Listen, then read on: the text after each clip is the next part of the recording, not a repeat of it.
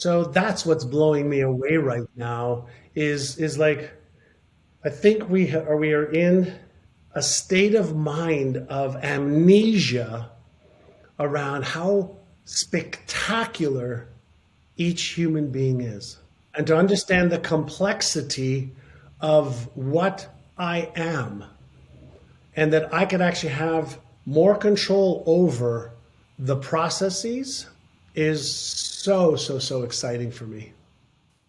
2, 1, 0. My goodness, I'm so happy that you are here. I am so freaking excited. I still can't get over the fact that I just interviewed John Assaraf, and I think I stumbled on my words, and I totally believe that I stuttered. I don't know.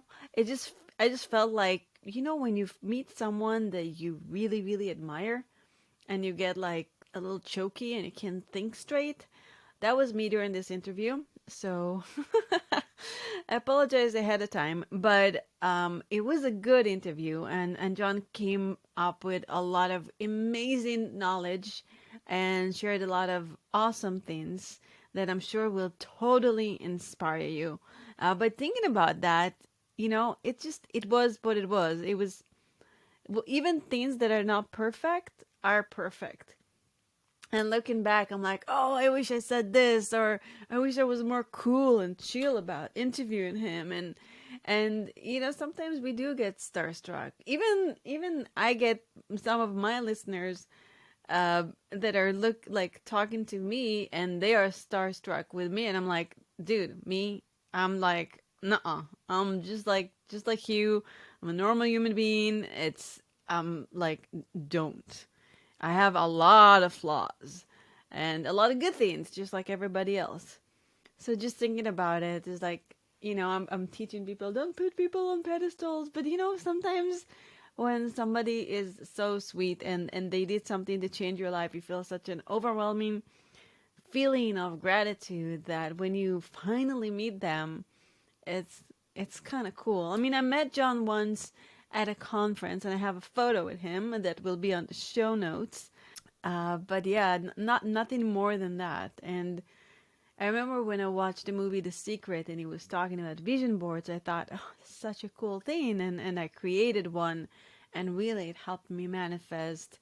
I believe it was one of the most important tools that helped me manifest my husband and other things in my life, and speaking and everything that I put on my vision board that I desired.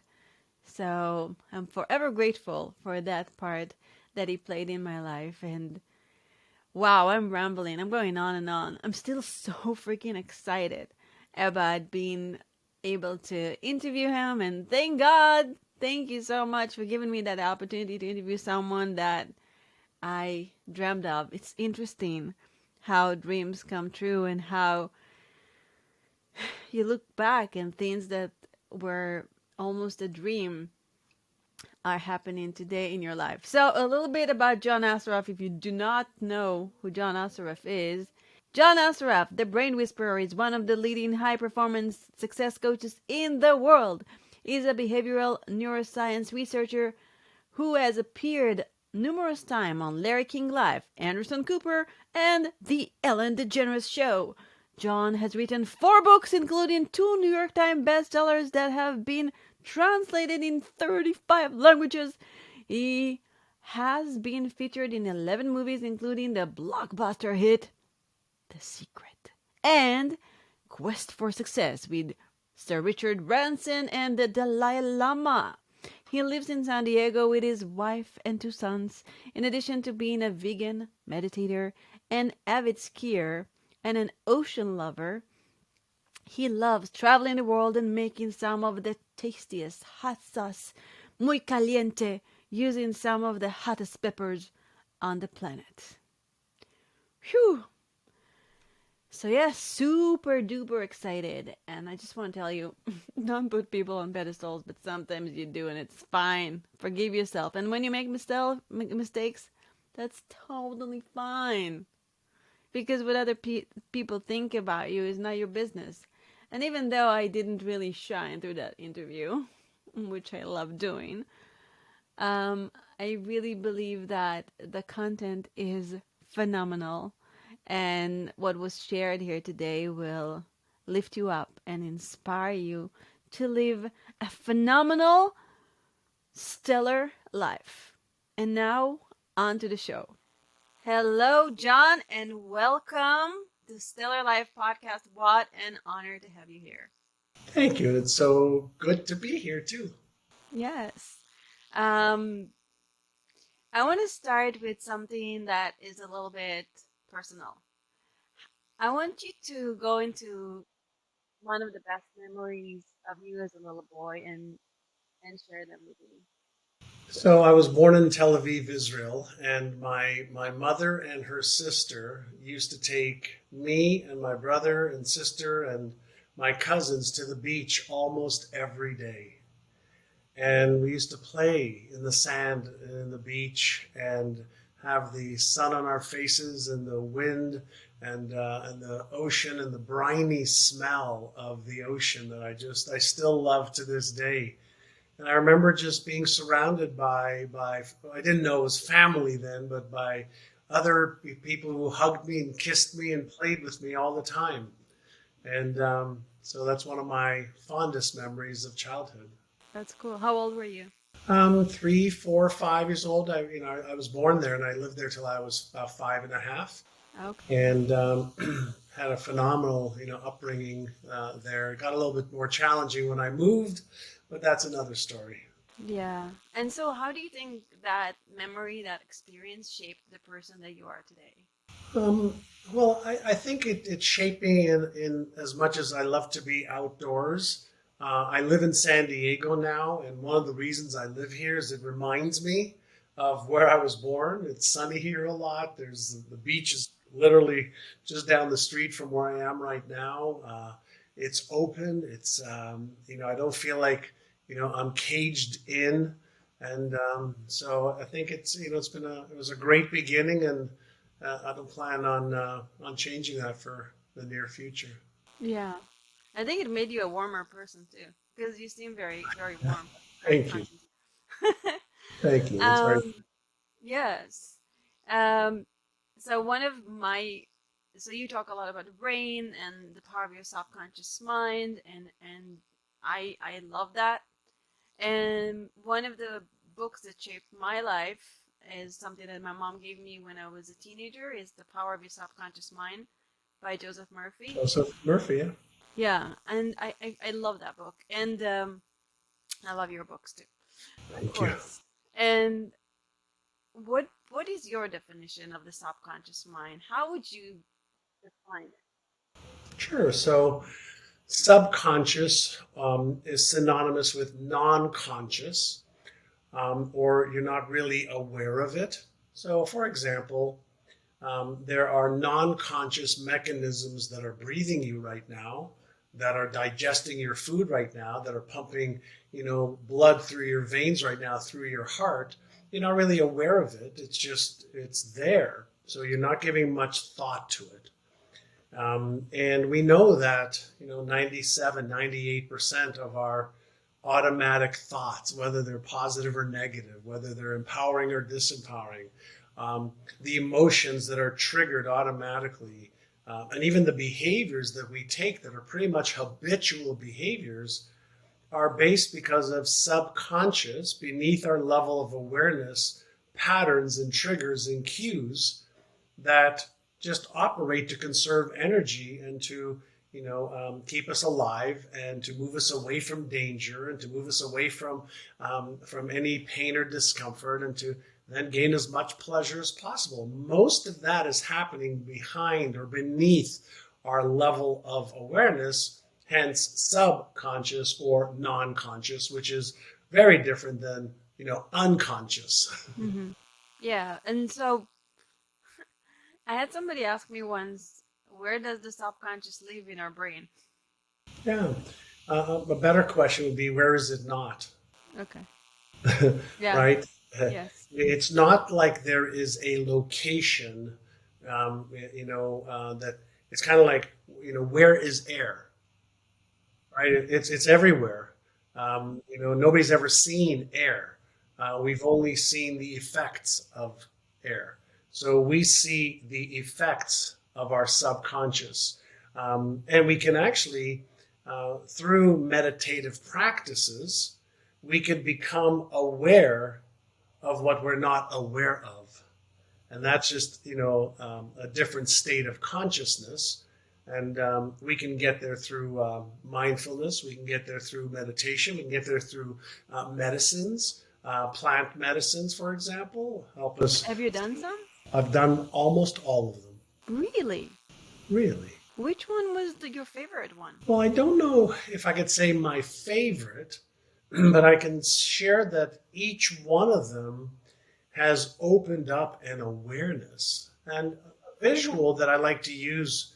I like to teach using examples. Imagine, if you had a telescope and there's a dark sky and there's no light, and you look through the telescope and you can see the moon for the first time better than you can with the naked eye. And then you get a bigger telescope and you can actually see the craters that formulate, on the moon. So you can use a telescope to look far out or further out into the cosmos. We can take the James Webb telescope, which costs $10 billion. That is billions of years, or light year. Actually, it's not even a light year away right now. But then it allows us to look further into the cosmos. And then there's microscopes that allow us to look deeper into the nucleus of an atom. So if you think about the medicines, whether it's ayahuasca or DMT or ketamine or psilocybin or MDMA, they act as microscopes or telescopes of conscious awareness. And so there's different ones that do different things and have different scales, of awareness to them. Have you ever, did it ever scare you, do you ever fear that something bad will happen engaging with a plant medicine? Because, there are some good shamans that know how to take you on a journey, and there are some more commercial people that are there more for the money. Of course. I've been very, very careful with who I've chosen to be present with the skills necessary. I've done them with my children, and I'm anti-drugs, right? I'm anti-drugs, but I'm very into conscious exploration. So, there's always something that can go wrong. I agree. Something can go wrong when I get in the car and drive to, so I try to be as careful as possible. I try to be as careful as possible with how I drive, but then being aware of what other drivers, are doing. I have been in ceremonies where people had extremely challenging journeys that they almost in every case said it was the most amazing thing I've ever done. So, when we're in these journeys, we can be shown things from, different dimensions of intelligence. Yeah. Just like there's some people who can hear better than others, some people can see better than others, some people can intuit better than others. Some of what happens with different medicines is it expands your internal and in some cases external senses so that you have access to deeper levels of what's already here. So does it scare me? No. No. Have I had scary experiences? Shit, yeah. Wow. And am I willing to learn how to be afraid and get through that and conquer the fear? Yeah. Yeah, that's all you teach. How to conquer. And fear is subjective, right? What Right. may scare me may not scare you. What scares you, may not scare the next person. So, Right. so I think it's not for everybody. If anybody wants to explore their own consciousness. And then I highly recommend, get a very, very trained individual in a very safe environment, um, so that if something does go wrong, that, you have the best care. Hmm. Do you feel like you have psychic abilities, and did those psychic abilities improved after your journeys and your connection with Source? Well, I've always felt like I have a very, very evolved intuitive ability. I'm not going to say that it's improved, but I understand it more as a result of the journeys. That if it's true, which I believe that everything is made up of energy, the desk that I'm just banging on is made up of energy. My ring seems to be solid. My hand Is seems that an to be aura solid. ring? What is it? It is. Okay. Right, so my hand seems to be solid, but it's really vibrating packets of hydrogen, oxygen, nitrogen, and carbon that have coalesced, into this thing called a body. Hmm. And we're all, my body's in a solid state, but if you think about a piece of ice, it's in a solid state, but it's still made up of hydrogen and oxygen that are vibrating, at slower states. If we added heat to the ice, it would vibrate at a liquid state. If we added heat to the liquid, we would create steam at 212 degrees, and we can use that same energy to move a locomotion versus having hot water to drink on the train. We can move the train. So when you start to have this awareness that I have, these physical senses, whether it's hear, see, smell, taste, and touch, but I have other than physical senses like intuition. I can learn how to be more intuitive and tune in to things that are already here.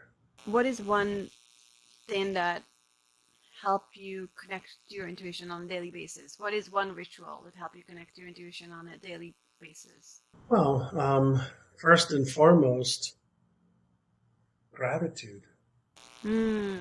So first and foremost, I start off every day when I wake up, just remembering I woke up. I Some people didn't wake up this morning. So, I'm blessed to have great health and a wonderful wife and beautiful children and friends, and I get to contribute my life again today. So I start off with being in a state of gratitude, and then from there I do my meditation to connect, not just to being awake, but to connect to the source of all supply. That there is this illusion that there's an out there and an in here, right?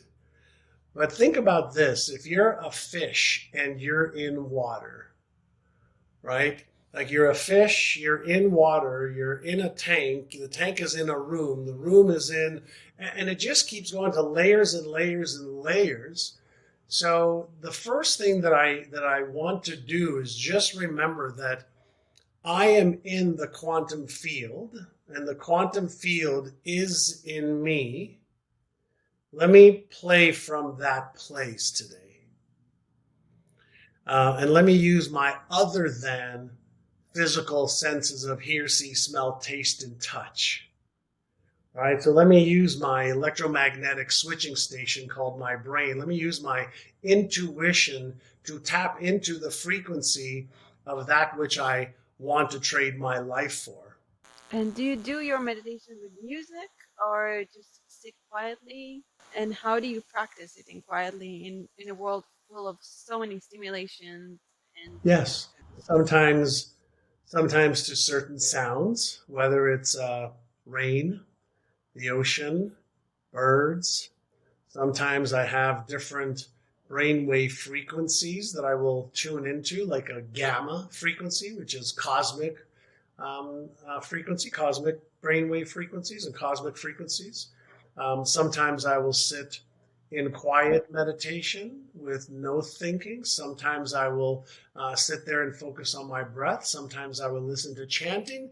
I just, every day when I wake up, I tune in to what feels right. and I do more of what feels right and what feels good. And I want to be in that vibration. I want to be in that. I want to be at that source of love, that source of omni possibilities. I want to be at that source where I'm receptive. I want to be at the source of, I'm transmitting, and I just do that deliberately. Right? Do you take any supplements, any brain supplements? Well, I don't take any brain supplements. I take my omega 3s. I take like an oil for my brain. I eat. I have my minerals and vitamin routine, and supplements that I take, and I rotate those, so I don't take them all the time. Um, so I take a variety. I eat extremely healthy. I drink a lot of water. Um, I put 99% really good stuff into the system. And so I try to take as good care of this vehicle as I can. I sleep, 7 hours a night. I exercise almost every single day. So I've got a lot of, over the years, I've developed a lot of patterns or habits that empower me and inspire me versus patterns that um, maybe are not as positive. Like I used to have a bunch of those too, right? So patterns are what drive our lives, our habitual patterns. And so I've learned how to release or let go of the disempowering, destructive patterns and create empowering, constructive, positive patterns in my life. Do you feel like you got rid of all your negative patterns, and are you there, or like at your like where you are now after doing um so much self work, doing so many rituals and meditations and teaching that to millions and millions of people? What's next for you as far as breaking patterns or breaking limiting beliefs? So on the pattern front, I think maybe a little bit differently than some people, and I consistently have a beginner's mind, and I'm hyper curious. I always believe that there's ways to have more, be more, give more, learn more. I think I've got some fairly awesome patterns and techniques and tools to. I've let go of drinking too much alcohol. I've let go of, eating foods I shouldn't eat. I've let go of, sugar. I've let go of a lot of disempowering behaviors that I had when I was younger. And I've also realized that the more I know, the more I don't know. So, I consistently am practicing the things that I want to get better at. And there's always another layer, another tool, another technique, another perspective, another way of seeing something, another way of being. And I think as I've gotten older, I've become a lot more humble with what I don't know versus, feeling like I know a lot. Yeah, honestly, sometimes when I interview people of your caliber, it doesn't feel the same. It feels like they feel like they know everything. So it's very refreshing that you're coming from this super sweet and humble place with everything that you are. I think this is what makes you so relatable and lovely. So Thank you. I'm talking about gratitude. I'm very grateful for that. Thank Yeah. Is there any new you. Thank you so research? much. You're welcome. Is there any new research that blow your mind when it comes to neuroplasticity or anything about the subconscious mind? There's what I'm really fascinated with right now, not in neuroplasticity, but it affects neuroplasticity, the brain's ability to create new patterns. Um, and not really the subconscious mind, but it is part of the subconscious mind. Just the the networks that we have in our brains and the circuits that turn on or off in like billionths of a second. And I mean, if you think about this for for just a moment, just to get just to get this feeling of how powerful we are in a humble way, not in an egotistical way, but the human brain has been evolving, for billions of years. Humans have walked on Earth in one form or species, or another, from Homo erectus to Homo sapiens, etc. And you think about, if you removed my face and my glasses and my hair and my skin and open up my skull, right? Hold on, I'll show you something. Basically, you're talking to that, right? An organism, and I'm talking to yours, right? And it's allowing the light that's reflecting That's off very of me liberating, to go actually. through my camera. What? As it's very liberating if you see people as brains. Yeah. Right. So there's light coming in through your eyes. That light is creating an electrical storm in your brain that's releasing, cells, of recognition if you know who I am. And the name John pops up, and all of the associations that you have around me is happening in your brain. It's like, wow. And let's say right now in the corner of your eye, or somebody who's watching us or listening right now in the corner of their eye, in the room or wherever they're at, a 10-foot python started crawling into the room. This corner of our eye might pick up that snake, and depending on what you have learned to believe about snakes, it would send a signal to either, get up and run, or to take the camera and go, hey, you got to look at this. There's a snake coming into my room. I'm going to take a selfie with it. So if you think about, yours and my brain is processing 400 billion bits of information, light, sound, tactile information per second, and it's letting you know whether you want to move towards it, move away from it, whether you should be afraid of it or you should take a picture with it. You start to realize, holy mackerel, these circuits that are turning off for motivation or for fear or for doubt or anxiety or stress or being embarrassed or ashamed or ridiculed and judged, and all this is happening in billionths of a second. You go, wow, our Creator created me, you, everything. So I've been fascinated with the different networks, whether it's the executive functioning network that can allow me to, make decisions, whether it's the, imagination network, or the what to pay attention work, salience network. Is it possible that in learning about these networks and the circuits that turn on or off in those, that I could actually learn how to use my brain better? And if it's true that the human brain's worth at least $1 billion, that means that you, me, and everybody else who's alive, since we know that functionally every brain works the same, functionally it works the same. If you and I became better at using our brain, and we spend as much time on how we use our brain as we learn how to just drive a car, right? We could achieve the health that we wanted, the relationship we wanted, the career that we wanted, the love that we wanted, the income that we wanted. We could achieve more faster and easier than ever before.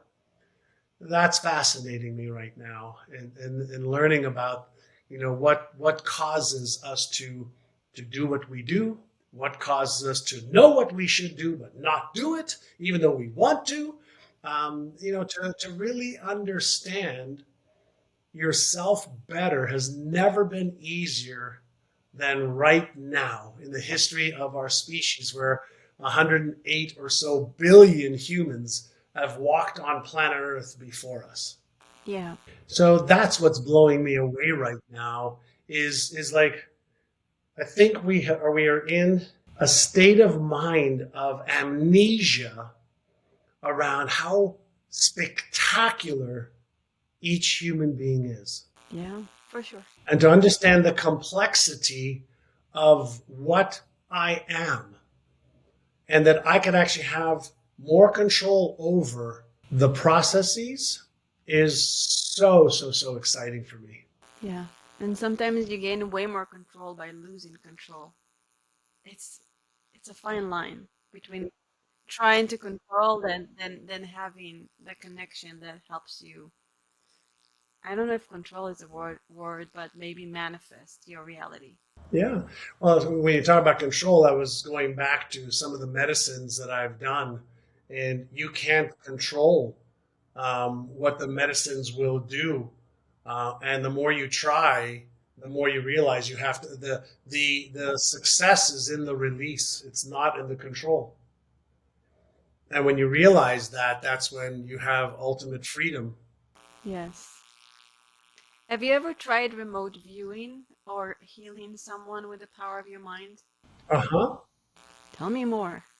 I've not done remote viewing where I've healed somebody with the power of my mind, but many years ago, when something happened to me around my vision board and having a house that I had on my vision board that I ended up buying and moving into that made it into the movie The Secret, I was wondering how was it possible to cut a picture from a magazine, look at it, and then years later move into it when I didn't even know where the house was or how much it was.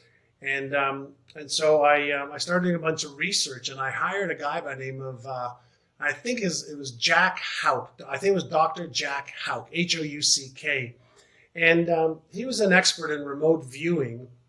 Um, and he introduced me to Inga Swan, one of the leaders in the world on remote viewing that worked with the FBI or a special agency of the government years earlier. But Jack Houck did an experiment for me and a few friends where he brought to our house. There were, I think, 5 couples. He brought to my house. I hired him, paid him $1,000 to do this experiment called remote viewing with me, and he basically brought to our house 100 envelopes, and inside the envelope was one picture that was wrapped in a piece of paper, and the paper that was wrapped in had the exact description of what the picture was. So, for example, let's say there was a picture of a brain with a gratitude rock and a butterfly on top of it.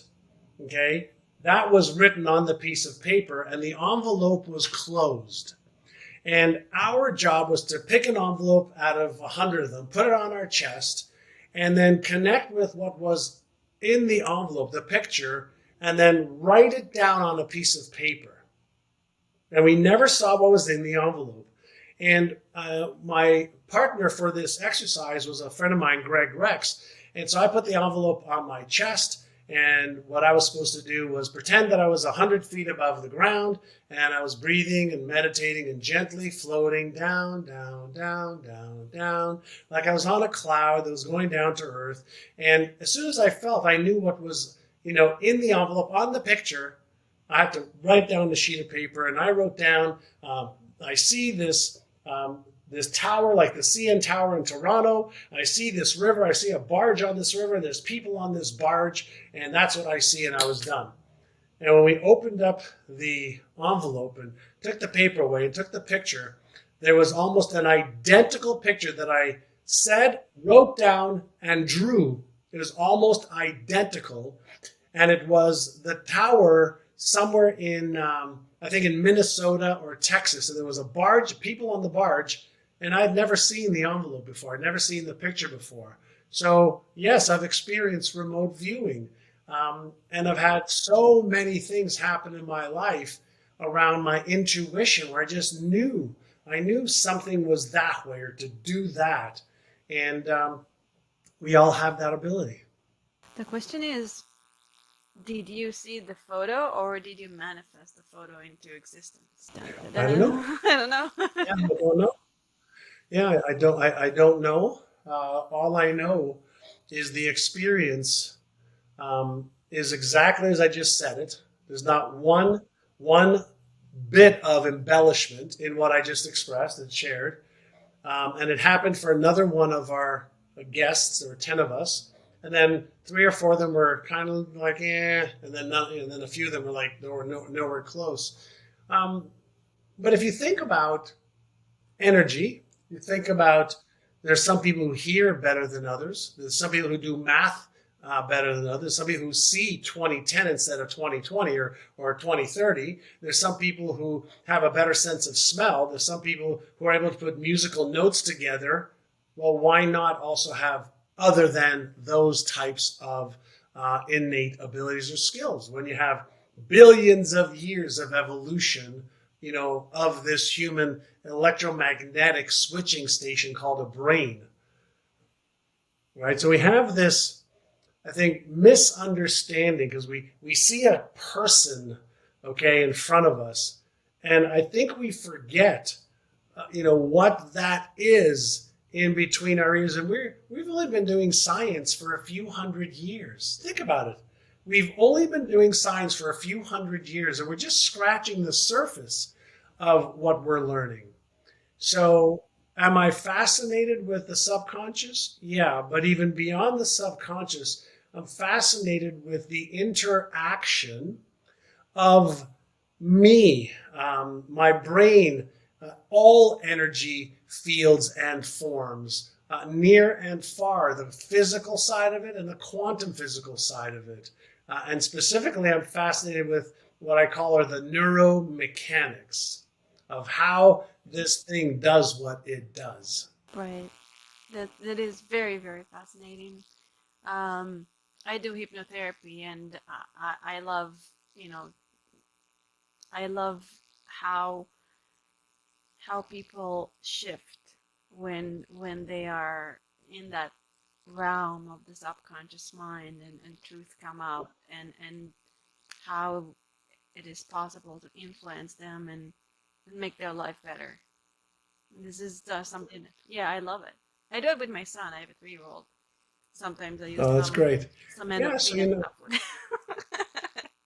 yeah, when we can get past this gatekeeper, right? That the part of our brain. That's why, like, I always have this little Frankenstein's monster up here. It's the part of our brain. It's like, what if? What if I get hurt? What if I lose? What if I fail? What if I'm? There's that part of our brain that's always there. And if we can set that aside, we can allow ourselves to let go of what may be holding us back, challenge why it's there, and then release it, and then put something new in there, embed, as you know, a new idea, a new command, a new identity, a new belief, a new pattern in the area that is responsible for most of our thoughts and emotions and behaviors. Then what else can I be, do, have, give, achieve? Right? And this is where, people like you, people like me, we help people set aside, remove the limitations or remove the obstacles so that we can unveil, a much more powerful version of you. Right. So I love the movie The Matrix, and it seems Me like too. you were talking about quantum fields, and how we we live in this almost virtual reality that is malleable. Is that the right word? Where you can shift the reality. Um, how come it is that some people are kind of like they are following the herd, that they're not free thinkers, and some people are into like the things that you're interested in, and are able to completely shift their reality, and just be trailblazers, and do do it their way. Sure. So listen, as I mentioned, there's 108 billion humans that have walked on planet Earth. Every one of us comes from a lineage of the early humans, and then just by the very nature of how our genetics work, we have genetic predispositions for certain things. It doesn't mean that we are bound to those genetic predispositions, but we have genetic predispositions for certain illnesses, for certain propensities, for certain character traits, for certain personality traits. And then we are born in the environment that usually activates and fosters those genetics. And some people are born into what Carol Dweck said is, like a closed, limited environment where things are fixed. Listen, is up to 20 years ago, scientists thought that we were born with a fixed mindset. You're just like your mother. You're just like your father. Your grandfather and grandmother had those traits. Well, that was part of genetics thinking, but we now know that there's something called epigenetics, and that we can learn to think in ways and feel in ways that overrides a genetic Right, and predisposition. deactivate certain genes in our bodies. That's right. So the reason why people are the way they are is one part of the question, but the other question that I think we should ask ourselves is, does anyone who is willing to challenge their beliefs able to change?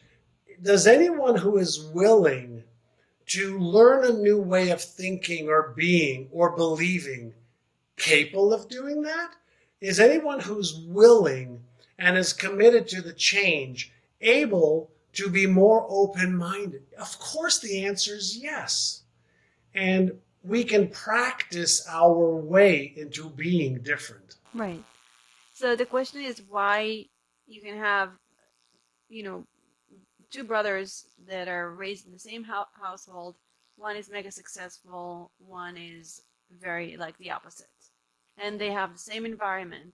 So what makes one have this will to change and be a free thinker, and the other one be a victim of their circumstances? Sure. So we make this assumption that just because somebody is a biological identical twin, or somebody who was born into this family, that their experience was the same. Oh yeah, all right.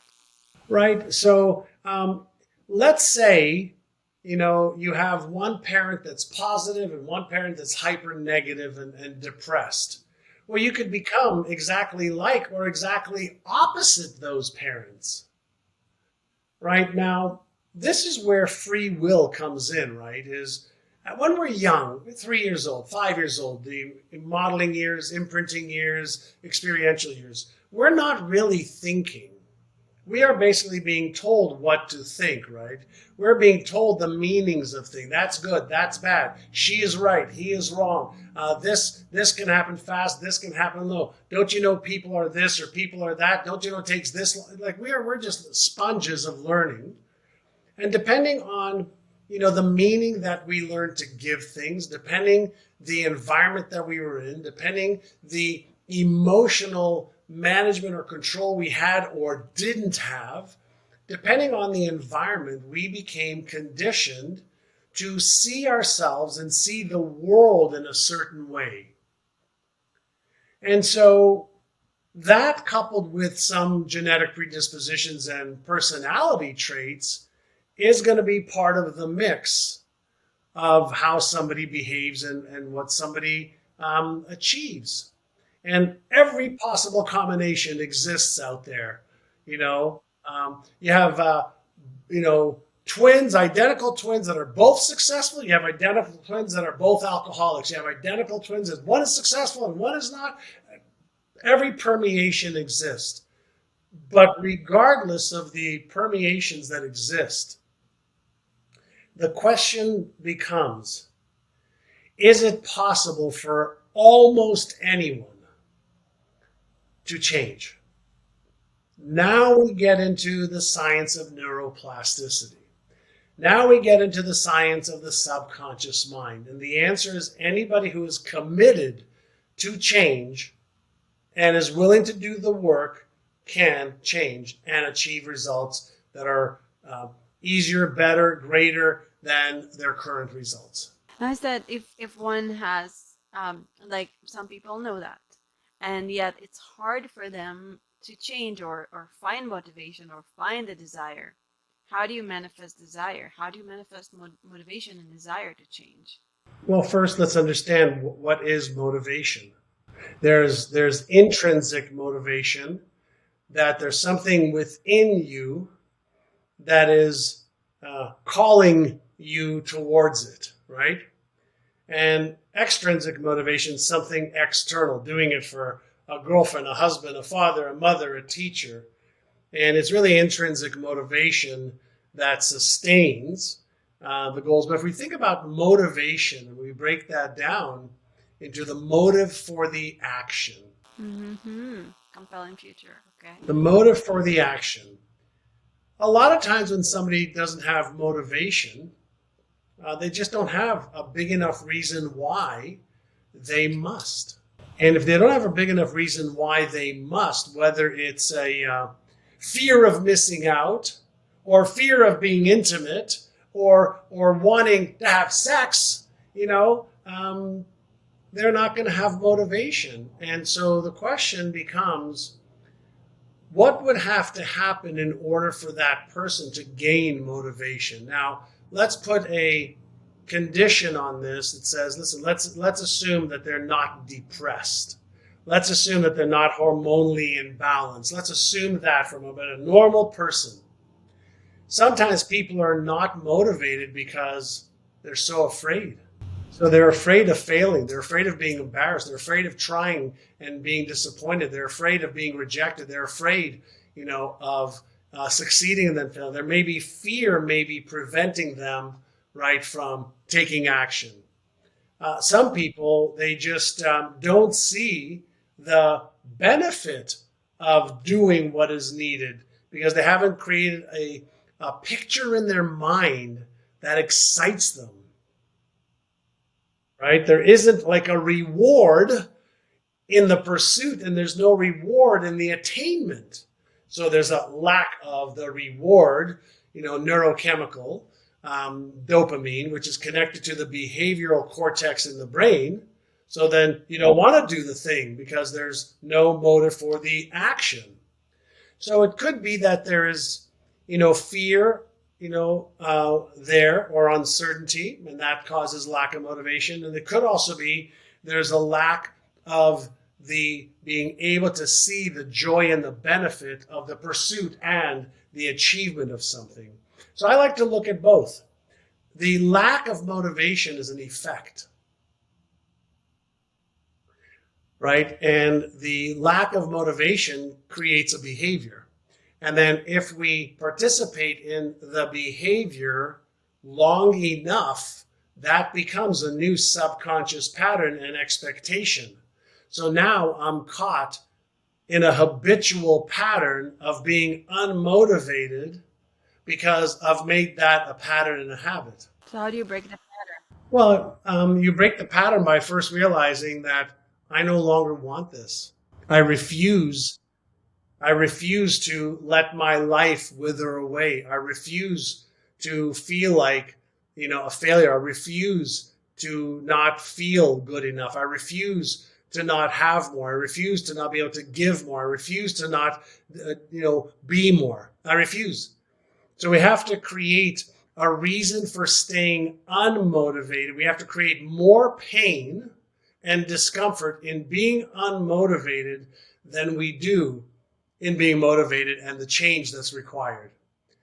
Now, when we're dealing with human beings, many people prefer to master disappointment versus mastering change. That's powerful. At least in mastering disappointment, I gained something. At least in mastering disappointment, I've mastered something. And in mastering disappointment, in some cases, and in not being motivated, I'm actually being rewarded because I'm safe. Yeah. Right?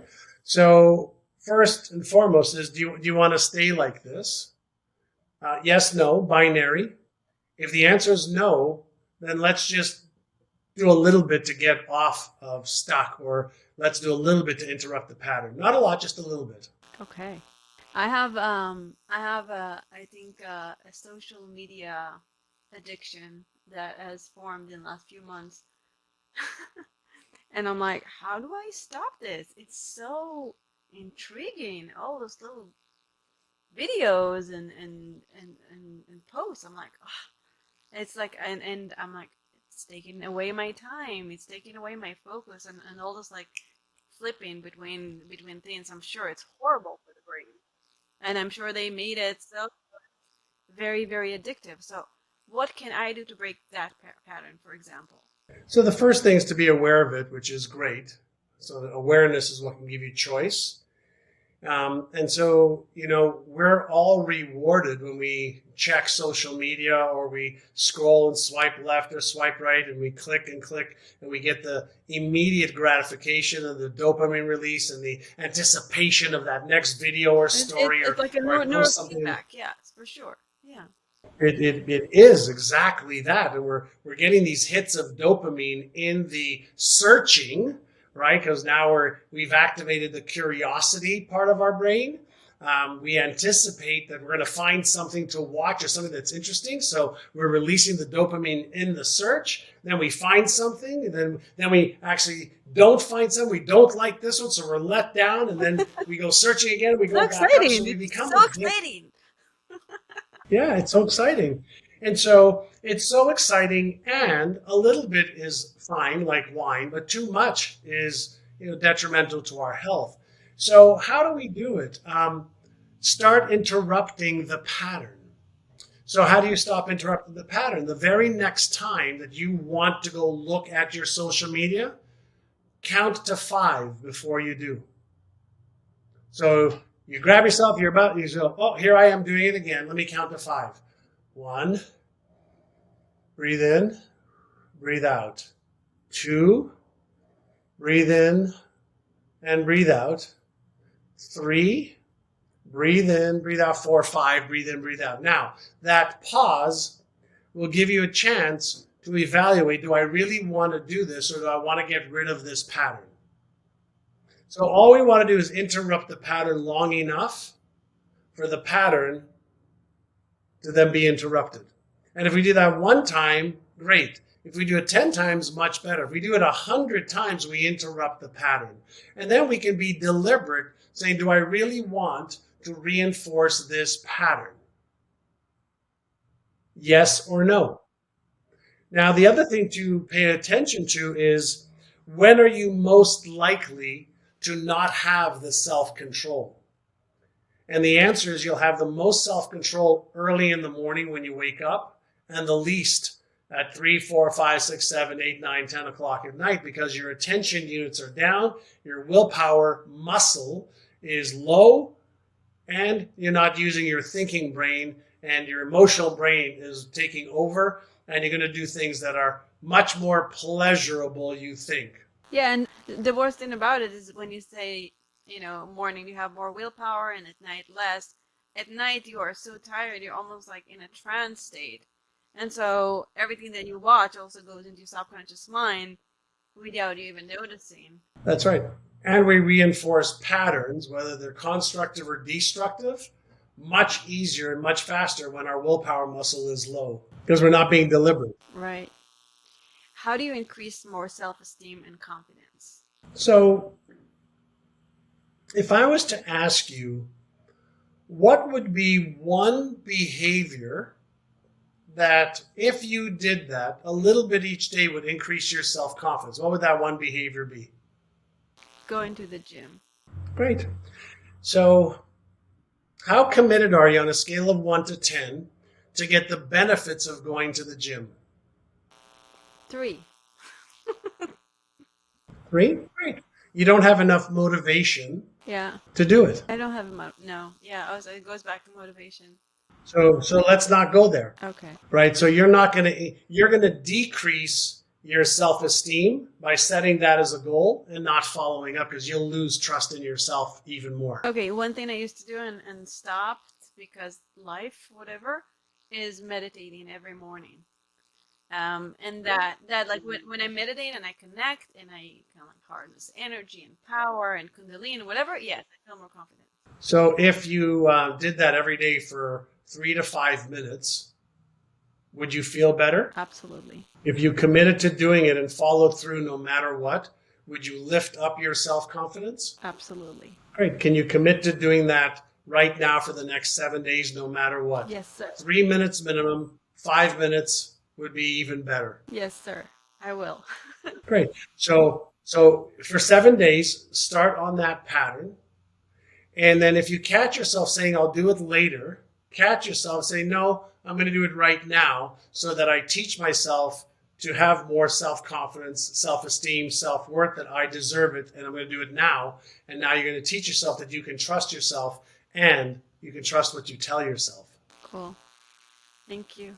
The other thing I want you to start doing as well is I want you to see yourself doing it every day for the next 7 days in your mind. So I want you to close your eyes for just a moment, or you can keep your mind open right now. And I want you to just imagine that you have just awakened and it's tomorrow. And you are going to remember what you and I just did right now, because it's going to be natural and easy for you to do that. And the first thing you're going to do as soon as you wake up is you're going to do your 3 minutes of meditation through some heavy breathing or some breathing. And you're going to be able to connect with your higher self. And that'll happen easily for you tomorrow and every day for the next 7 days. So see yourself doing that. Yes, I love it. I know our time is very limited. I just want to share with you that I really am grateful for your teaching about vision boards, because I've done a Thank few you. of them, and I got the guy, and I even manifested, the having my son, because the doctor gave me 1% chance to conceive, and I had a whole vision board Nice. just for that. So thank you for that. I heard you in an interview saying that you learned something new about vision boards, but I forgot what it was. That it's not only from the future or something like that. I'll have to go through all your videos again. Another time. Another time. So yeah, grateful for that. Before we leave, what are your 3 top things to living a stellar life, and where can people find you? Okay, so number one is really getting clear about what does a stellar life mean to me. So getting very, very clear for my spiritual, emotional, mental, physical health. What does it mean to me as far as the experiences that I have? What does it mean to me, the person that I want to be? What does it mean to me is the most important thing first. So define it. And I'd like to define it: health, wealth, relationships, career, business, spirituality, finances, fun and experiences, and contribution. Those are the areas of my life that I focus on. And then I ask myself, what do I need to let go of to make that stellar life more real right now? And then what do I need to start right now? Right? And then in addition to that, I say, what can I start doing right now if I'm committed to that stellar life? Beautiful. And then I do it. And it's like, let's do it. Let's just get on the path. And I don't care if it takes me a day, a week, a month, a year, 10 years, or 100 years. I want to get on the path towards that and then tweak and adjust along the way. Wonderful. Wonderful, John. Thank you so much. Where can people find you? I know you have a new book that is an Amazon bestseller, or a New York Times bestseller. A bestseller. All your books are bestsellers. Yeah. So my newest book is right there. It's called Innercise: The New Science to Unlock Your Brain's Hidden Power, and it was #1 on Amazon. And my other books as well are New York Times bestsellers. They can go to johnassaraf.com. They can see, a lot of videos and articles that are free there. They go to my YouTube channel. I'm on Instagram. I'm on Facebook. And then if anybody wants to go deeper into the neuroscience of earning more money, having a great life, go to brainathon.com. Brainathon.com. We have some free training with me and some other brain experts that people can sign up for, and get some great training on your brain, so you can change your life, change your income, change your life, change your brain, and have the most magical, exceptional life. Thank you. Thank you. Thank you so much, Mr. John Assaraf. I really appreciate your time. Thank you for being here. And thank you, listeners. Remember to think about, what is a stellar life? What does it mean for you? Get clarity about that, and then start taking action and follow your dreams. And have a stellar life. This is Orion. Till next time.